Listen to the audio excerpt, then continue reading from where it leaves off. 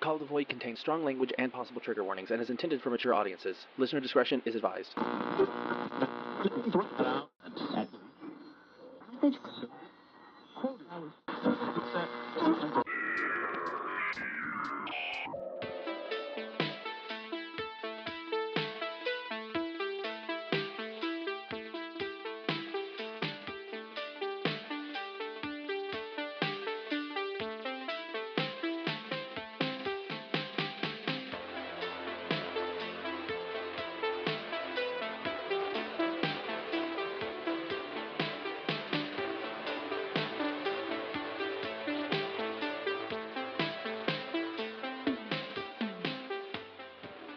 Hi, I'm Deacon. Hi, I'm Jack. And welcome to Call of the Void, a podcast about all things weird and macabre. So, I think this week we wanted to talk a little bit about personal paranormal experiences. As we're getting further into the spooky month.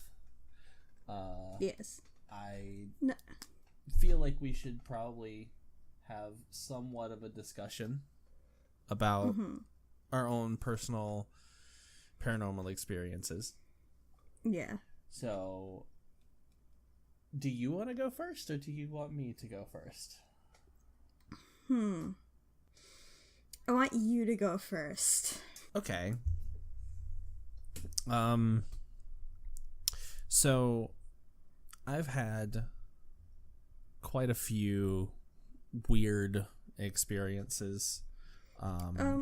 I'm sorry, before you start, I feel like it's important to say that, like, you know, obviously not everybody believes in, like, ghosts and stuff like that, you know, so for those people who might be listening, just, you know, suspend your belief. If you need to say, oh, they believe it happened, but I don't, that's totally fine. Just, you know, to each their own, but yeah, so.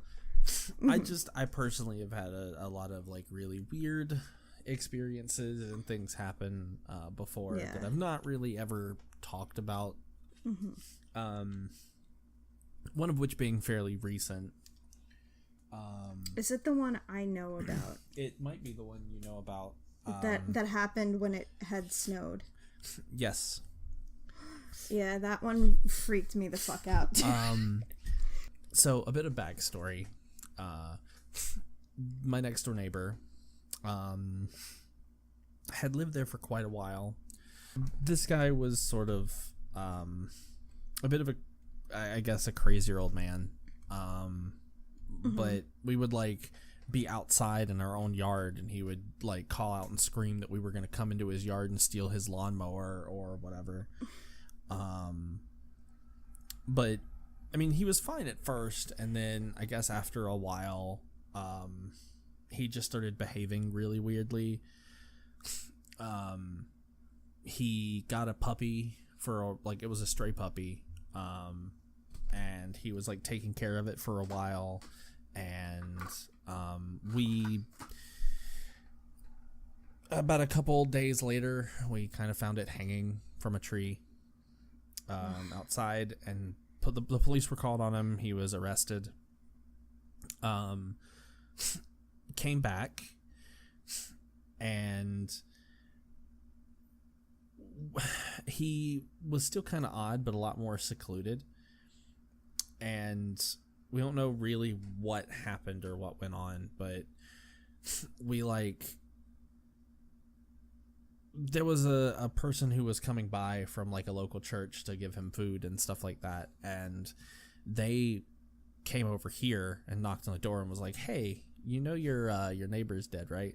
And I was like, oh shit. I was like, what?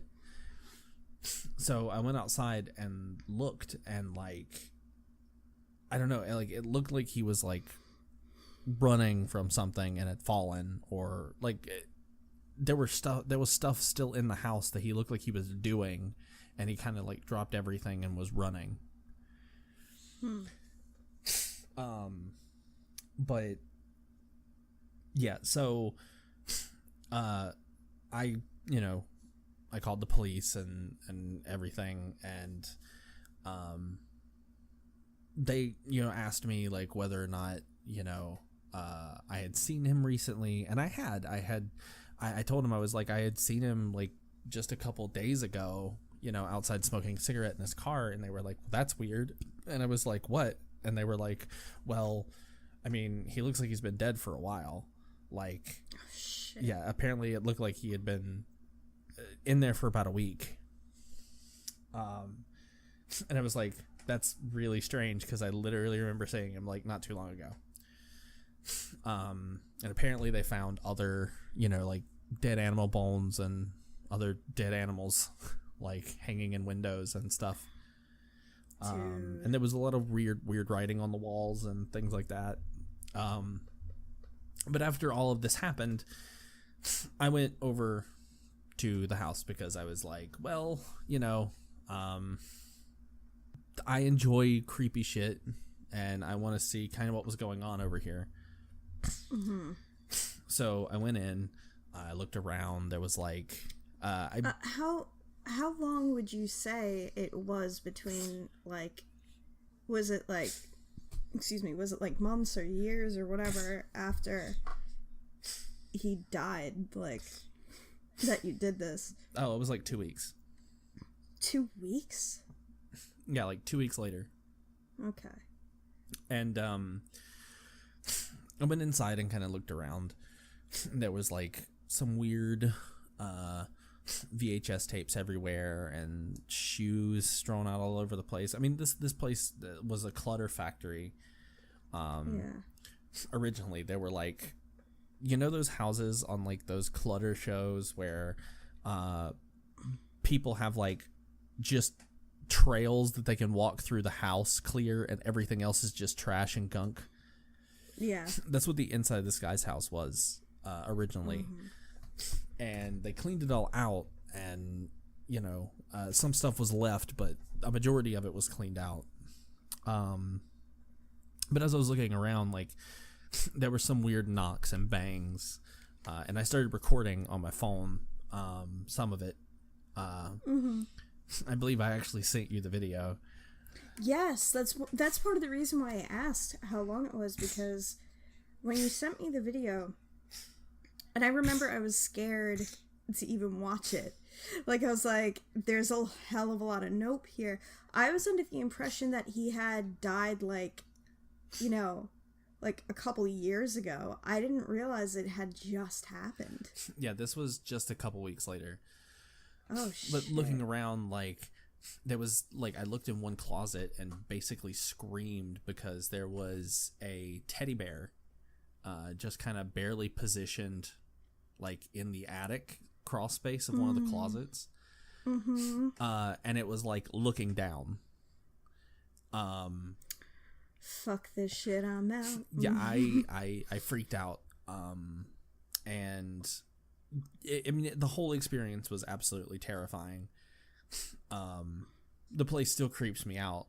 There are times where I'll be like there's some evenings where I'll get like in a car to go somewhere, and I'll look at the house next door, and there's lights on next door, and there's no power to that house. So yeah, like there's things like that happen. Like it's very frequently that I'll see like lights on and the house has no power. So I don't really know how that works.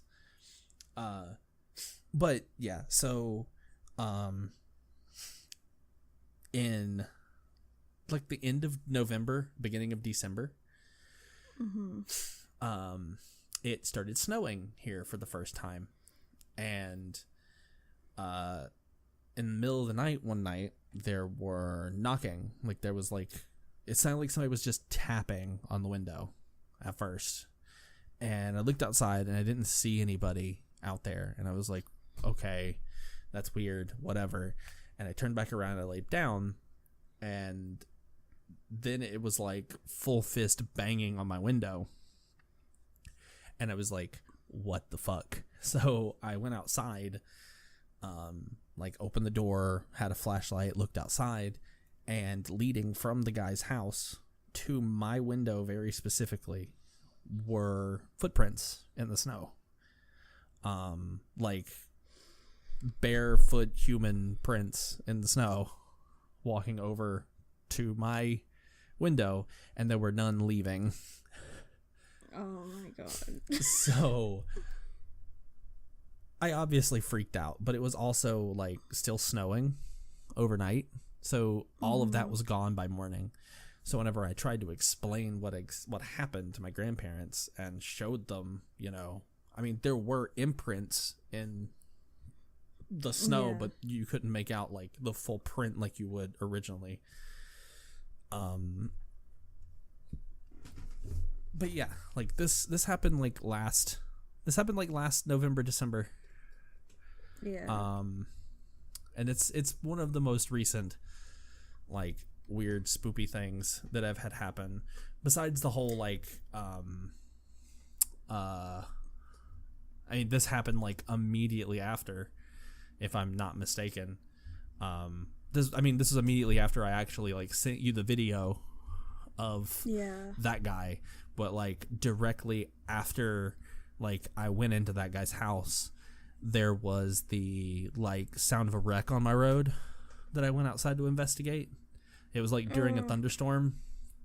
Okay. And there was nobody outside, and the only thing that I saw, like, there was no wreck, there was no nothing, but it sounded like metal crunching. But the only thing that I saw was like across the street was a kid in pajamas, like running out into a field. Damn, dude. And that's the one where I like curled up in a corner and was like, I'm not dealing with no black-eyed children tonight.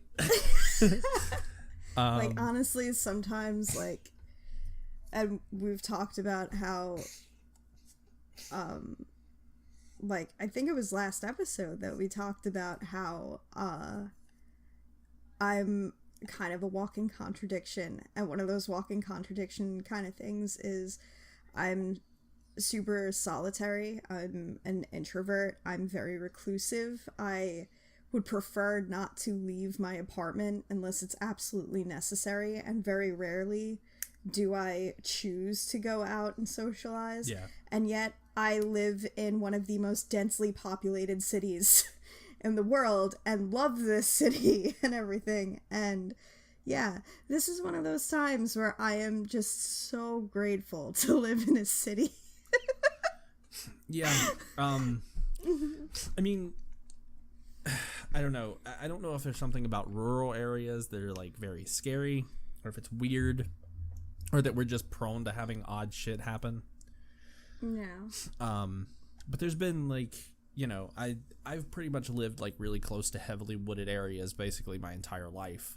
So, you know, I used to live like right in front of a bunch of woods that were like right down the road from like my school, and there was like a big walking trail through the woods there.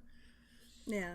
And there were like creeks and rivers and stuff that kind of ran through the area. And so there were some times in the middle of the night, like maybe 2-3 o'clock in the morning, that I would be like, hey, I'm just going to go for a walk. And I would sneak out of the house and just kind of go walking through the woods. And there were plenty of times that I saw some like really weird, creepy shit. I mean, there were a lot of times that me and my middle sister would go sit outside and just kind of watch like shadows move across the woods. There were like one that we can distinctly remember was this like really tall, like lanky, almost skeletal, like shadowy thing. And I mean this, when I say tall, I mean like the thing had to be like 12-13 feet tall, just kind of lankily walking across the woods. And we were like, okay, you did it. You found Sasquatch. Yep, I guess that exists. Well, I mean, it wasn't like a big furry thing. It was literally like a big, giant, weird, emaciated skeleton person. It was weird. Yeah, it was terrifying. Yeah. Like, we would see shit like that all the time and just be like, yep, that happened, I guess. Yeah. I mean, I don't know what concerns me more about your story. The fact that, like, all of that crazy, scary shit happened, or the fact that your first response is, let me go outside and investigate this. Because immediately I was like, well, Daekon would never survive a horror movie. No, see, my thing is I'm intrigued by this kind of thing. Mm. So my first instinct isn't like, I mean, unless it's a scenario where I know that like I would definitely 100% like be murdered immediately. Like my first instinct isn't to run. It's I want to see, like I want to actually have this experience. Mm-hmm. Like one thing that I've never really talked about with people, and I'm sorry that I'm talking a lot here. It's fine. I'm very interested in what you're saying. One of the big things, and I've really never talked about this experience except for like with one other person. Is there was one of those nights where I went walking through the woods, and I used to like walk along the walking trail which goes right next to the river out there. Mm-hmm. And well, not really a river, it's more of a creek, but whatever. But I would walk along that, and I had like my flashlight, and I was walking around, and just kind of out of nowhere. So I should preface, this walking trail was really close to a graveyard. Okay. A graveyard with a supposed portal to hell in it. I mean, now there were times that I went and walked through this graveyard in the middle of the night, because again, fascinated by this kind of thing. Mm-hmm. And you know, I've had experiences in graveyards and things. You know, I've seen like, I don't know, what I can only describe as what I perceive as ghosts. Yeah. Sometimes it's little balls of light just kind of darting around, or mm-hmm. full on people. I mean, I've seen that kind of thing before. But one of the reports of this graveyard in particular are what people refer to as hellhounds. Ah. At least around here. And when I say hellhounds, I mean huge ass, like fucking big dogs. And I mean bigger than like dogs basically, should be dogs. Like basically like dire wolves. Sort of. Okay. But fully black with like glowing orangish eyes. And some people have said that like, you know, they've seen like smoke wafting off of them, or wherever they step there seems to be ash, or that kind of thing. Those are the kind of reports of these things that have happened and have been. Dead ass. If one of us goes to visit the other, it's definitely going to be you coming to visit me, because I'm not putting up with any fucking hellhounds. Are you serious? But mm-hmm. a lot of people have said that, like, mm-hmm. you know, that they've seen these things, or they've come in contact with them, or saw them while they were at the graveyard, and like they started having bad luck happen to them, or whatever. Mm-hmm. But there were a lot of reports of these dogs, and that's why the rumor that there was a portal to hell in this graveyard opened up, because. Mm-hmm. Because, you know, people were seeing these like big ass dogs. Mm-hmm. So now that preface is out of the way, there was one on this walking track, on this trail. God. It was a big dog. It didn't look like a wolf. It didn't look like we don't even really have wolves around here. It was a big, black, like, fuzzy dog that was, like... I mean, I don't know if you've ever seen, like, a Great Pyrenees or you know, one of those, like, big-ass, like, Mastiff dogs. Yeah. This was a huge-ass fucking dog. And it was like, just yeah. it was just standing there, like right next to the creek, and it kind of looked at me, and I looked at it, and I was shining my flashlight at it, and I was like, hi. And then like this it was like this weird just feeling of like icy dread. I've had that feeling before. I know exactly what just kind of like washed over me. This thing was like just staring into my soul. And I mean, I personally didn't see the whole like smoke wafting off of it thing, but I can say that it had some like very big yellowy eyes. I don't know if they were like burning like embers like people say or whatever, but it was like it was like this big ass fucking dog and it was terrifying, and I was like, okay, hi. Okay, but here's the thing. For argument's sake, let's just go the scientific route and say that it was just a big ass dog. That's still fucking terrifying to come across. Like, when it's just you in the middle of the night. Like, I mean, it didn't make any outward signs of hostility, which a lot of people who have gone to that graveyard have said like they're extremely hostile and they growl a lot, and that like they're scared because this thing like starts snarling at them from the get-go. And I mean, this thing was maybe it was just taking a night off for himself. I mean, literally, it was just standing there calmly, just looking at me. And I just kind of like, I was like, hi, like trying to be nice and friendly because, I mean, look, like, faced with this kind of thing, I was like, well, if this is some kind of like, I don't know, weird entity, I mean, especially if it's like some fey bullshit, I need to be nice to it so that it remembers that I was nice to it. Dog will remember this later.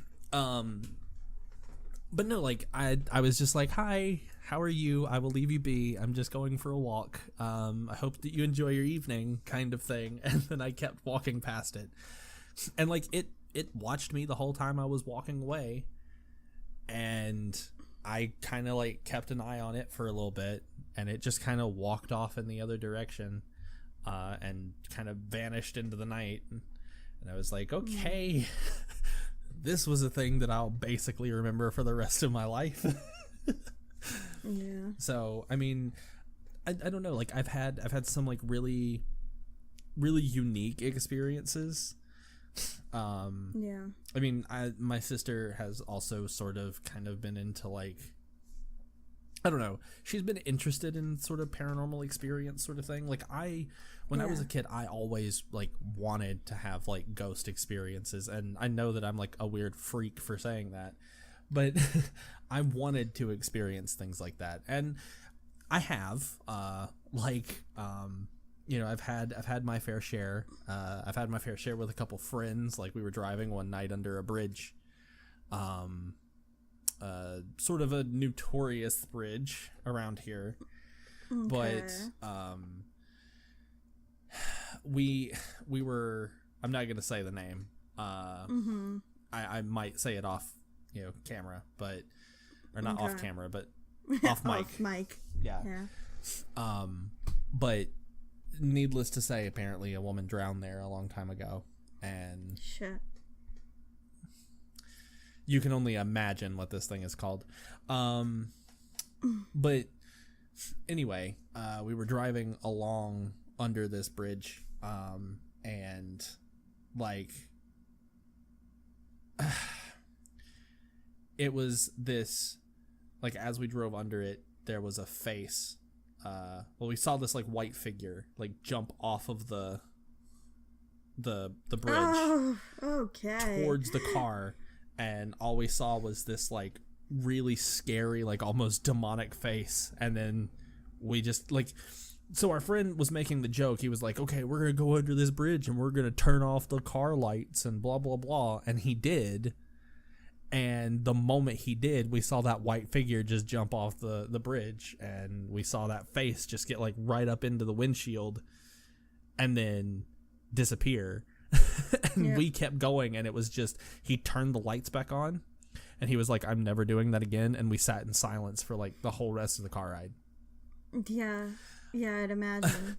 And I'd be glaring at him the entire time. Yeah, we worked at a haunted house, so that's where we were heading. Like one of the jump out and scare you boo haunted houses. So that was, fun, I guess. But no, like we've had our fair share of weird shit that's happened. My sister has kind of wanted to have experiences too. She's had like one or two. She was pushed in a house. We used to live really close to a haunted house, and she was like heading up the stairs, and she got pushed backwards. I mean, I caught her, but she like said that it felt like hands just like pushed her down the stairs. Like we've had our fair share of experiences. But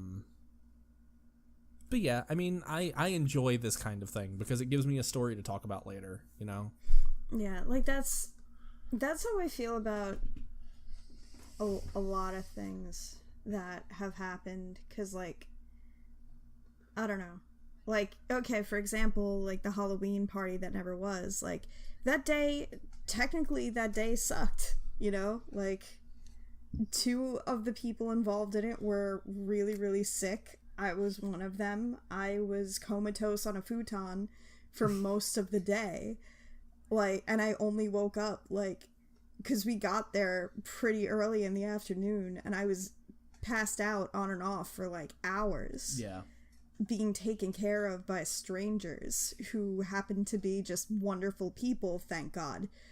But, it's as shitty as that day was, and as much as I would have loved to just have had like a really cool Halloween party with everybody, it's a story I get to tell, But yeah. So what about you, as far as like, paranormal experiences go? I've had a few. So the first one I ever had, I was a little kid, and there was this kid that I used to go to school with in grade school. Excuse me, I forget what grade he moved away from, but away in, rather. But there's this kid, Paul, in my class. I won't say his last name. And like my mom used to do, my mom was a hairdresser, and she stopped working in a salon like when I was born. I think it was when I was born or shortly after I was born, but she still did hair, like she still kept her license, and she still did hair, like she went to people's houses. Yeah. So Paul's mom asked her if she would do her hair. So because I was in his class, I just went with her, and Paul and I hung out while she was doing that. And we were like in the middle of a game or something when my mom was done. So we were like, can I stay a little bit longer? Can you come pick me up later? So my mom finally was like, all right, fine, whatever. So we finished our game, and then he was like, hey, do you want to watch a movie? Like, I have a couple movies or whatever. So we went, myself, Paul, and his little brother went into his parents' bedroom, because there was a really large TV in there, and like a much wider space for us to sit down and everything. And so we're watching the movie, and I feel this gust of wind that felt like it came from the window, and it was really cold. Yeah. This gust of wind, but the window was it wasn't just shut, it was locked shut. So I was a little creeped out by that, and I looked at him, and Paul says, like, it's nothing. He's like, oh yeah, my house is haunted. So I kind of laughed, because I thought he was joking. Now, again, the breeze that had just passed me, like, was gone, and all of a sudden the door to the bedroom slammed shut. And what makes that even weirder is the fact that, let's say it was a breeze, the way that the door was hinged, it would have opened the door, it wouldn't have closed it. and there was nobody there. Like Paul's mom was the only one that was home. His dad wasn't home yet. And it was just the three of us, the three kids, sitting in the room watching a movie. And that was my very first ever experience. And I got up and screamed and ran out. And I remember Paul looked at me and he was like, but I told you, like, like it didn't even faze him, because I'm assuming he was just used to that kind of thing. But yeah, so that was my first ever experience. And like, so the other experiences that I remember very well happened in my old house. And like, I wrote a story about one of them. I kind of wrote it like a fictional story, but I barely changed anything that happened. Like, so the story is called The Rest Stop, if you want to look it up. But it's essentially everything that I wrote in there is basically what happened. Mm-hmm. And so one of the things that I very greatly remember was I remember one morning, this isn't even the big thing that happened to me, but one morning I woke up and I was kind of startled awake because there was this frail old man in the bed next to me. Ooh. And he kind of had his arm like over his eyes, like the arm that wasn't next to me is the, like it was his right arm. No, sorry, his left arm. It was kind of like draped over his head, like over his eyes. Yeah. And he was moving his mouth more like he was chewing something than like he was trying to talk. And this wasn't just and the reason why I know this wasn't just a thing that like, oh, well, you know, like I was probably having a dream and like I just kind of saw this happen because like I was waking up from a dream. I got startled, and it was after I got startled, I still saw him, and he very slowly faded away.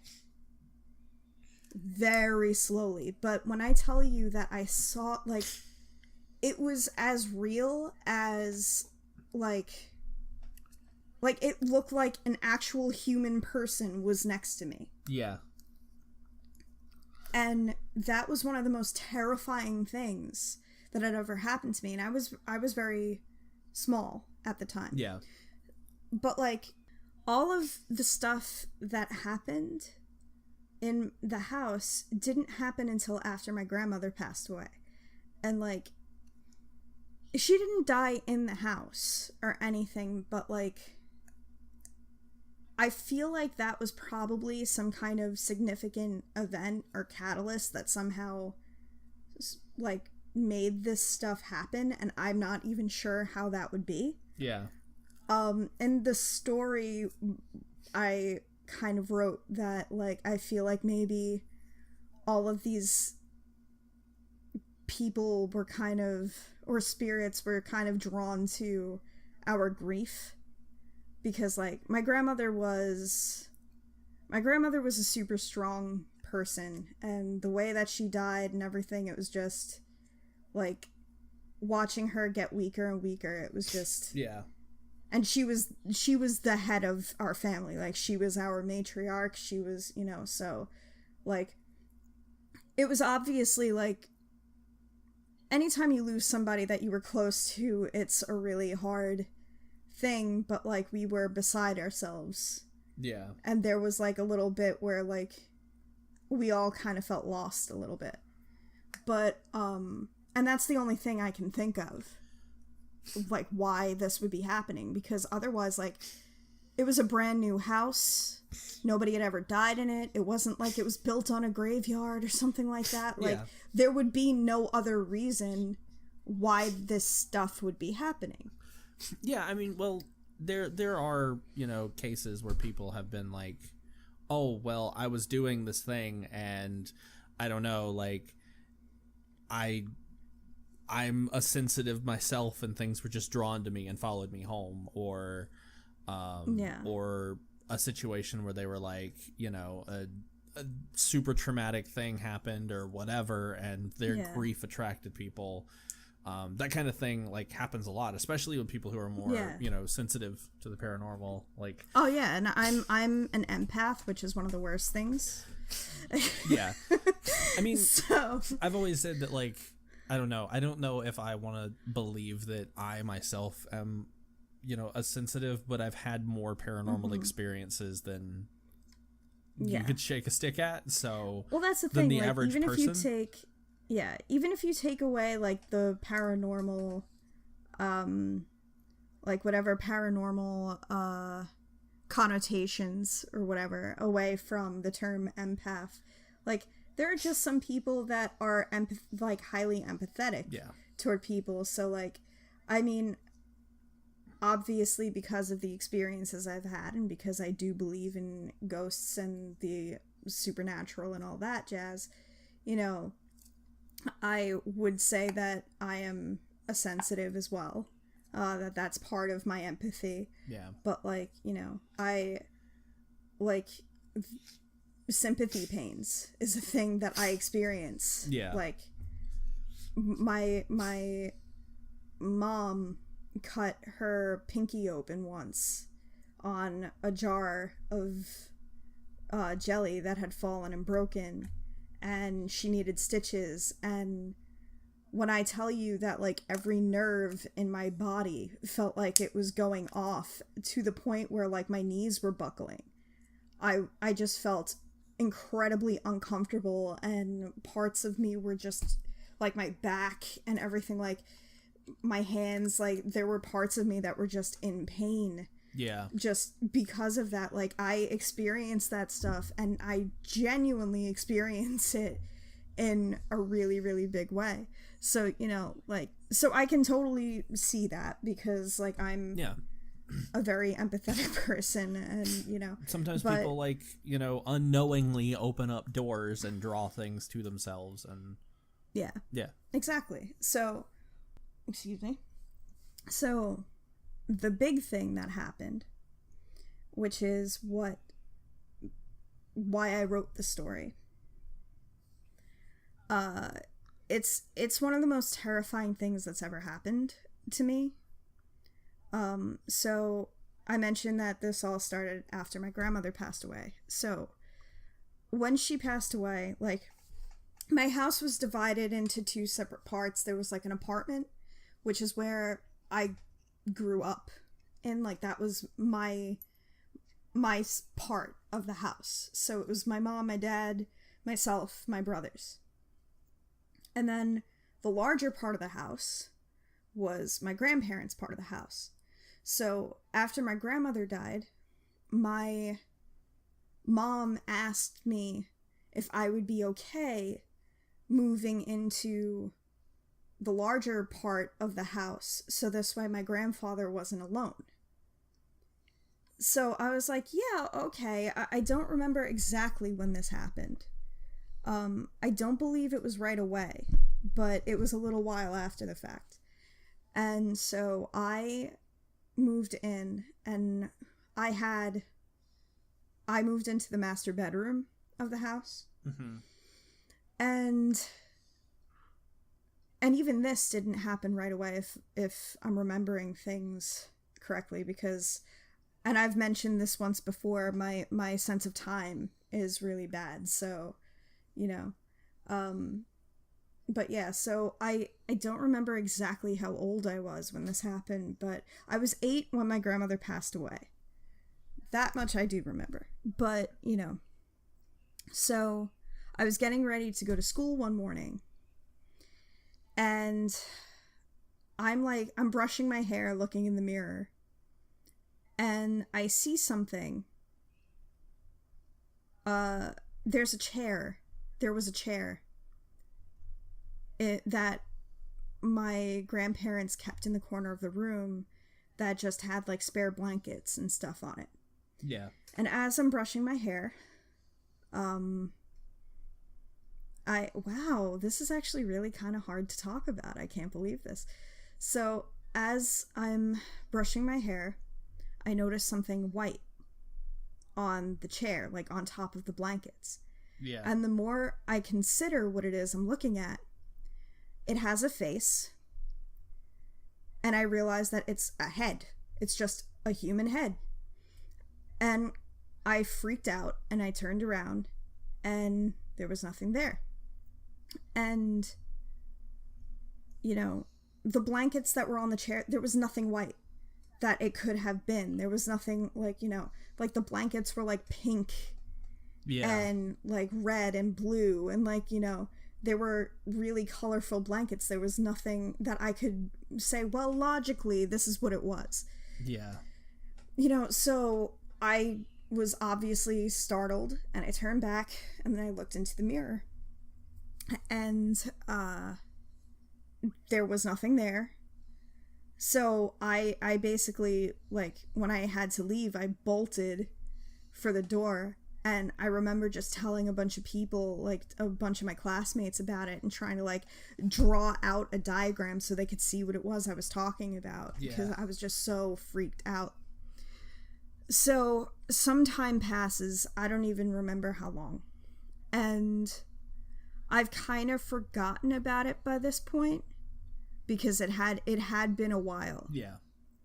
So in the little hallway that led to the bedroom, so at the end of the hallway was my mother's old room that she grew up, that she had when she grew up in, that now my grandfather took over, so I could have the master bedroom.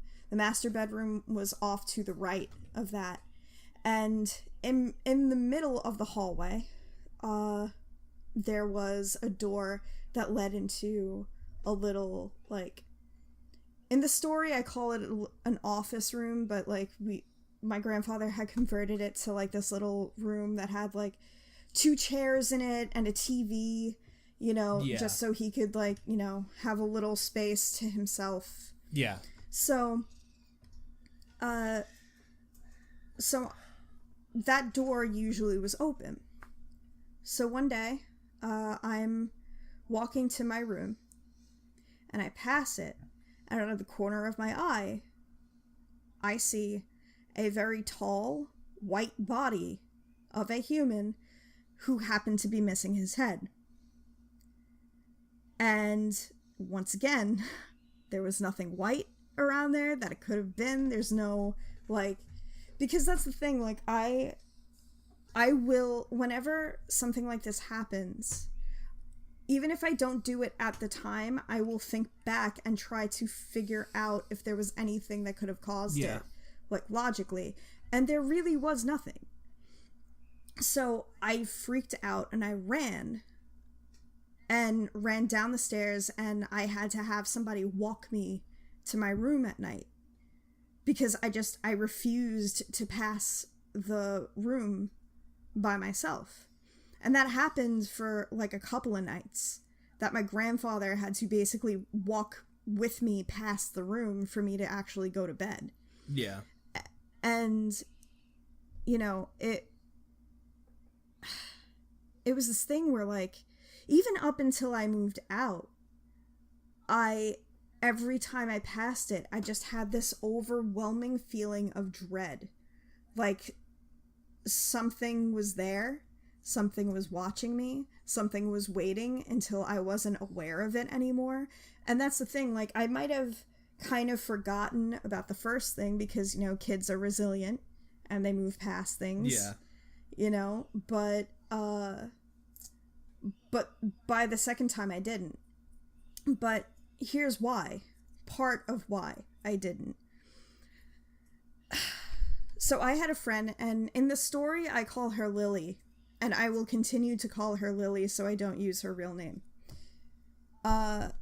So Lily was super into the occult and paranormal stuff and whatever as well. Yeah. So, you know, she had the idea to have a seance, which is a terrible idea.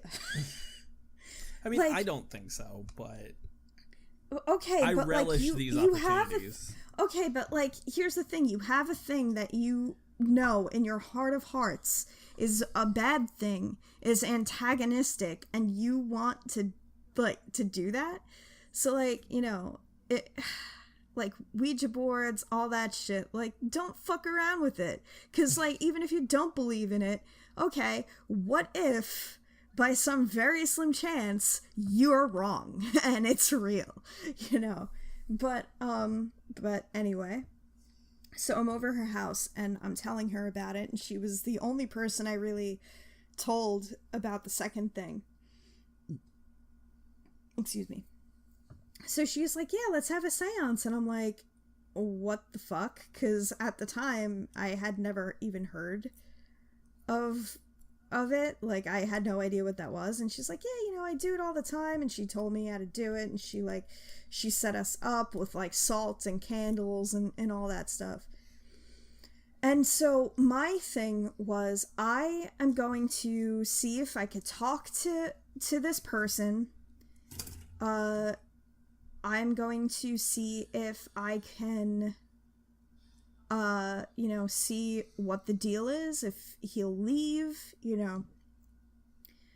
So I'm sitting there, and it's like the seance starts, and just everything like my eyes were closed, but everything felt like it went dark around me. And the entire right side of my body, like, you know when your leg falls asleep? Yeah. The entire right side of my body, my face, like everything, had the most intense sensation like that I have ever felt, like then and now. And I kept trying to ask questions. And, you know, like, you know, who are you? What do you want? And, like, how did you die? And I had heard, like, and while I was having this tingling sensation, it was like I could hear it. It was like really heavy static, almost. Yeah. But, like, I also kind of heard, like, baseline, sort of what sounded like laughter, but it was mostly like a really heavy static sound. And after I asked my last question, like, it was this weird feeling, like I felt like I was stuck there and I felt like I couldn't do anything. And after I asked my last question, like, not that it got quiet immediately, which is one of the details I did change in the story. But, like, it didn't get quiet immediately, but after I asked that last question was when I noticed that Lily was shaking my leg and trying to be like, hey, you okay? You know, and that's what broke me out of it. And very gradually, the tingling sensation left and, like, the noise stopped and everything. And it was just, you know. And after that, I didn't, other than feeling like something was there when I passed by the little room. Yeah. I didn't really experience anything except, you know, as an adult, I would, like, at night when I would try to watch TV out in the living room, I could not have the light off in the hallway, because every time I had the light off in the hallway, I saw some vague figure looking like it was staring at me, and it creeped me out. And a couple of times, like, I had arguments with my grandfather because he thought it was funny to just stand there and watch me until I noticed him. Yeah. And a couple of times, like, but here's the thing. I knew the difference between it being my grandfather doing that and not him. Like, yeah. And the other difference is when I would look in that direction, my grandfather was still there. The figure was not. So, you know, it was just, it was one of those things where, like, after I always told myself, like, I had only ever told the story twice before I moved out. And I was very careful about telling the story because I didn't want to, because I felt like, well, if I talk about it, it might start up again. So I don't want to do that. So I was very careful, but I always thought to myself, I will tell the story. I'll write it down after I leave. So it was like, it was maybe a year, a little less than a year after I moved out that I'm like, okay, I think I could write this now. Yeah. But yeah, that was one of the most intense things I've ever experienced. And the funny thing is, like, my older brother kind of was in the room after me. Like, after, like, when I was still a kid, I moved back into the apartment area of the house. Yeah. And then when my older brother came back from college, because he initially went away to college, and then when he transferred to the college near us, and he was just living at home, he moved back in, and he got that room. And I remember, like, one night, because, like, our thing was we would watch, like, ghost hunting shows and stuff together. Yeah. And I remember, like, one night, after an episode, he looks at me and he goes, hey, so, have you ever experienced something? And I just kind of looked at him and I kind of smirked because I didn't want to tell him that, oh yeah, and it was actually in that room that you're in, because he was about to go to bed. So I just kind of looked at him and I smirked and I'm like, yeah, I have. And he just kind of stared at me and he goes, in the room? And I didn't say anything. And he goes, uh-huh. And then I was like, why, have you? And he started like, he didn't experience anything quite like that. But he had said that he had just experienced, like, really weird feelings and stuff while he was in there, and, like, you know. Yeah. And it was just these weird random things. And, like, and I would say that, not that my brother's a skeptic, but I would say that, and this is a different brother than Reaper, by the way. This is, I have two brothers. He's my older brother. And this is, like, but he, as much as he does believe in that stuff, he wouldn't just jump to that conclusion right away. Yeah. You know what I mean? And apparently his girlfriend, now wife, when she would come to visit, had said a couple of times that there were certain things that made her feel uneasy or whatever.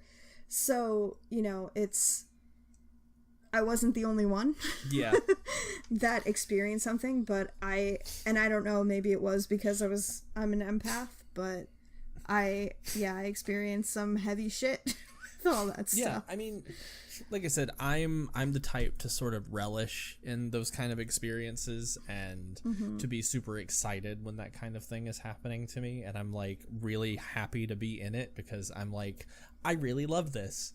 You know, that's why I'm totally the kind of person who I would probably do a seance. I wouldn't say that I would do, like, a Ouija board or anything, but yeah, you know. I mean, I've heard two first-hand accounts of Ouija board shit that, like, let me put it this way: if the first one didn't swear me off of them, the second one sure as hell did. I mean, Bat and Gideon are currently being haunted by a Ouija board, so. Oh yeah, the one that just randomly disappeared. Yeah, randomly disappeared. It fell on Bat and then disappeared. Okay. But yeah, like, but no, like, I love those kind of things. I relish and live for those kind of experiences, and like, I think they're cool, and I would love to have, like, a ghost best friend or something. Like, that'd be great. I mean, I would too, but, like, not this dude. Like, this dude did not want to be my friend. Like I said, I mean, those kind of things, like, I don't know. Even if it's, like, I'm the type to be like, oh yeah, give me, like, terrifying ghost experiences. I wanna see that shit firsthand. Yeah. But I'm also, like, super weird. Mm-hmm. I'm the type of person who is going to be hopefully at some point interacting with the dead on a regular basis. So yeah. Mm-hmm. So like, oh yeah, like, I mean, if you want experiences, you're going into the right field. I mean, I super would love to have experiences like that, because I adore, you know, while I've had things that are like really scary happen to me, like, I'm glad that they happen. I like that they happen to me. I think they're neat and they're fun. I mean, yeah, I won't go into it because it's a long thing, but my dad grew up in a very haunted house. And like, so I've heard those stories from the time I was a kid, like, you know, of his experiences. And, you know, like, I told you once that, like, when you initially brought up the fact that you would love to do an ARG and you had some ideas, and I was like, oh yeah, I also have a couple of ideas that I would love to do for my own ARG. They're essentially loosely based on a lot of my dad's experiences, because there were some crazy ass things that happened. Oh yeah. With that house when he was a kid, that were corroborated by the adults. So yeah, I mean, my grandma used to also live in a haunted house, so I've kind of grown up hearing her stories and things like that. But she's always been like, you know, I've always said whenever she's told me these stories, like, I really hope that I have more experiences one day. And she's like, why? But why though? Why, child? Why? And I'm always like, because I'm strange. But yeah. Anyway, that being said, I think that's all the time that we've got for this episode. Yes. But I really hope that everyone is still enjoying their October, and that it's being wonderful and spoopy as shit. And we will see you guys next time. Until then, I'm Deacon. I'm Jack. And thanks for listening to Call of the Void. Sweet dreams, everybody.